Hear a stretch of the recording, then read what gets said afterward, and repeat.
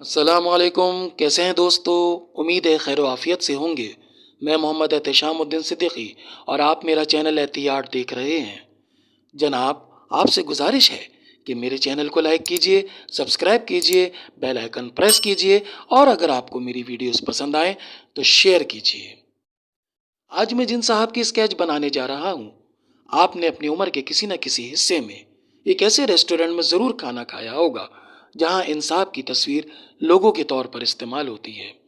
جی ہاں، آپ لوگ سمجھ ہی گئے ہوں گے میں KFC کی بات کر رہا ہوں۔ دوستو، KFC انتھک محنتوں اور مسلسل ناکامیوں کے بعد وجود میں آیا۔ میرے وہ دوست جو اپنی مسلسل ناکامیوں سے مایوس ہیں، وہ میری اس ضرور بتائی ہوئی بایوگرافی کو سنیں تاکہ آپ لوگوں کو حوصلہ افزائی ہوگی۔ دوستو، کرنل ہارلینڈ سینڈرز 1890 کو انڈیانا کے قریب ایک چھوٹے سے فارم ہاؤس میں پیدا ہوئے۔ جب ان کی 6 سال کی عمر ہوئی، ان کے والد کا انتقال ہو گیا۔ یہ بھائیوں میں سب سے بڑے تھے، اس وجہ سے ان پہ اپنے 2 چھوٹے بھائیوں کو پالنے کی ذمہ داریاں پیدا ہو گئیں، اور 7 سال کی عمر میں ہارلینڈ بریڈ اور ویجیٹیبل پکانے کے ماسٹر ہو چکے تھے۔ 10 سال کی عمر میں ایک فارم پر انہوں نے اپنی پہلی نوکری کا آغاز کیا۔ جانوروں کو چارہ ڈالنے کی نوکری شروع کی۔ یہ ان کی زندگی کی پہلی جاب تھی۔ کم عمری کی وجہ سے ان کا دل کام پر لگتا ہی نہیں تھا اور ان کو اس نوکری سے فارغ کر دیا۔ جب ہارلینڈ 12 سال کے ہوئے تو ان کی والدہ نے دوسری شادی کر لی اور یہاں سے ان کی مشکلات کی شروعات ہوئی۔ ہارلینڈ کے دوسرے والد نے ان کو ان کے بھائیوں سمیت ہمیشہ کے لیے دور کر دیا۔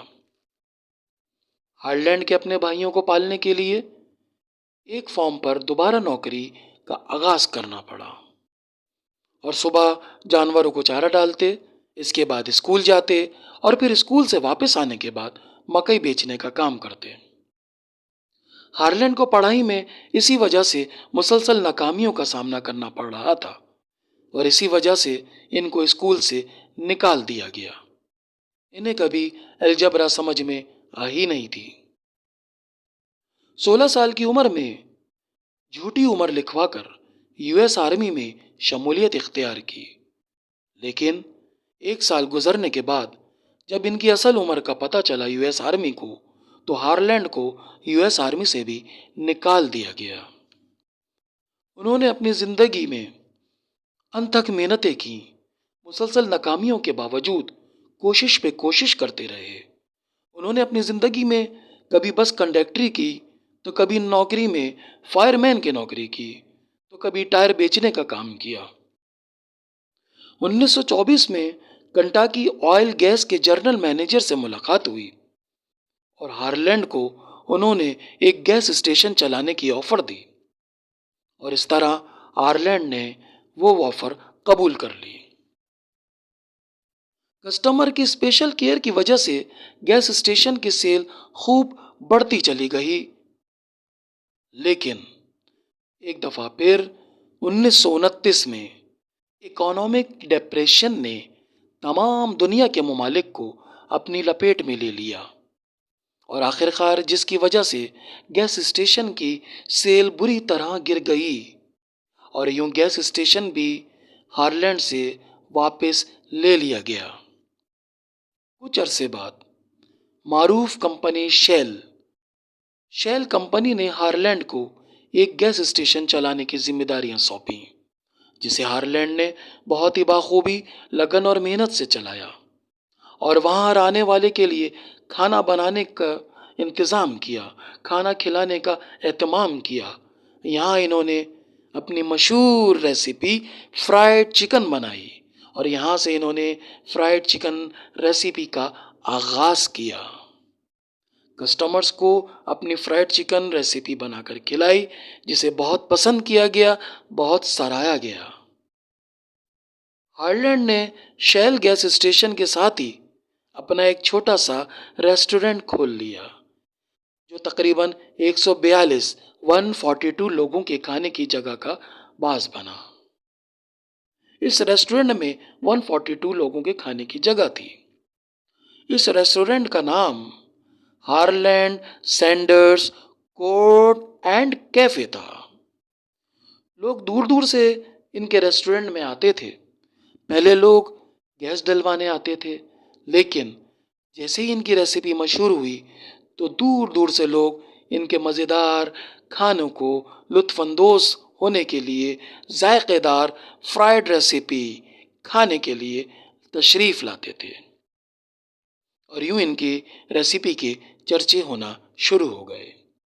لیکن بالآخر کار ایک مرتبہ پھر 1939 ورلڈ وار 2 کی وجہ سے ایک مرتبہ پھر اکانومک کرائسس نے دنیا کے تمام ممالک کو اپنی لپیٹ میں لے لیا، جس کی وجہ سے ہارلینڈ کا ریسٹورینٹ شدید ترین متاثر ہوا اور اس کی سیل شدید ترین متاثر ہو کر گر گئی، اور 1942 میں اپنے ان کو ریسٹورینٹ کو تالا لگانا پڑا۔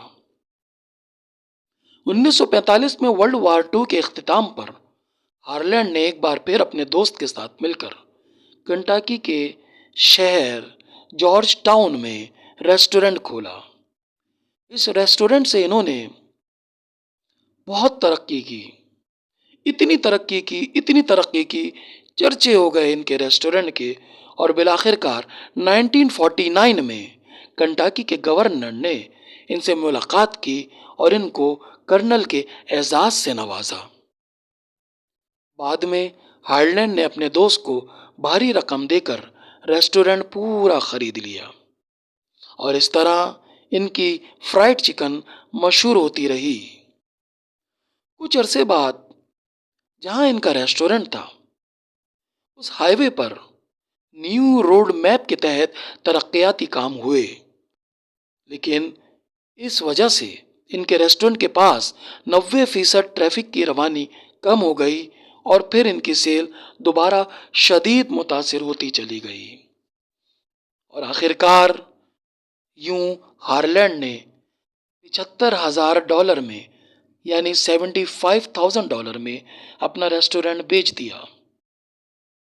اس وقت کرنل ہارلینڈ کی عمر 65 برس تھی، اور سوشل سیکورٹی کے $105 کے علاوہ ان کے پاس کچھ نہ تھا۔ 65 سال کی عمر میں کافی ناکامیوں کے بعد کرنل ہارلینڈ نے اپنی فرائیڈ چکن ریسیپی کنٹاکی کے نام سے رجسٹرڈ کروائی، اور اس طرح امریکہ کے ہر ریسٹورینٹ میں انہوں نے اپنی ریسیپی 4 سینٹس کے عوض دینا شروع کر دی، اور اس طرح ان کی ریسیپی کا نیٹ ورک بڑھتا چلا گیا۔ 75 سال کی عمر 75 ایئرس میں 600 سے زائد فرینچائز ان کی کنٹاکی فرائیڈ ریسیپی چکن کے چرچے ہونا شروع ہو گئے۔ کنٹاکی فرائیڈ چکن کا کاروبار انہوں نے ایک بزنس مین کو 1964 میں $16.5 ملین، تقریباً 2.55 کروڑ پاکستانی بیچ دیا، اور یہ طے پایا گیا کہ KFC پر فرنچائز میں کرنل ہارلینڈ کی تصویر ہی آویزہ رہیں گی، یعنی KFC چلائے گا کوئی اور میڈیا میں تمام انٹرویوز اٹینڈ جو ہے وہ کرنل ہارلینڈ ہی کریں گے، اور اس کا فیس ہی KFC پر آویزہ کیا جائے گا۔ یہ ایگریمنٹ میں طے پایا گیا۔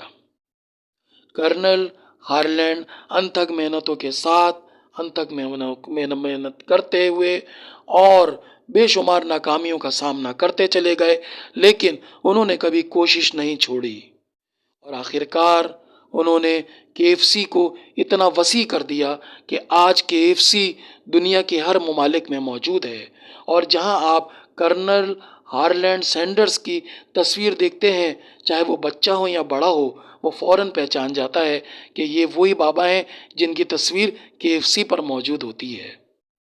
ناظرین، دوست اور میرے پیارے بھائی، کرنل ہارلینڈ بالآخر کار 90 سال کی عمر میں انتقال کر گئے۔ 16 دسمبر 1980 کو وہ دنیا سے رخصت ہو گئے۔ دوستو، آج میں نے آپ کو کرنل ہارلینڈ سینڈرس کے بارے میں بتایا۔ امید ہے کہ آپ لوگوں نے ان کی اس بائیوگرافی سے حوصلہ افزائی پائی ہوگی۔ اگر آپ کو میری یہ ویڈیو پسند آئی، میرا اسکیچ پسند آیا، تو لازمی میری اس ویڈیو کو لائک کیجئے، میرے چینل کو سبسکرائب کیجئے اور شیئر کیجئے۔ بیل آئیکن پہ پریس کرنا نہ بھولیے گا تاکہ آئندہ آنے والی اسی طرح کی بے شمار ویڈیوز اسکیچز کے ساتھ اور ان کے بارے میں آپ کو بتاتا رہوں گا۔ آپ لوگوں کا پیار میرے ساتھ اسی طرح رہے گا تو انشاءاللہ میں آپ لوگوں سے بہت ساری شخصیات کے بارے میں شیئر کروں گا معاملات۔ آپ لوگ اپنا بہت خیال رکھیے گا۔ اس اپنے پن کے ساتھ مجھے اجازت دیجیے۔ اللہ حافظ۔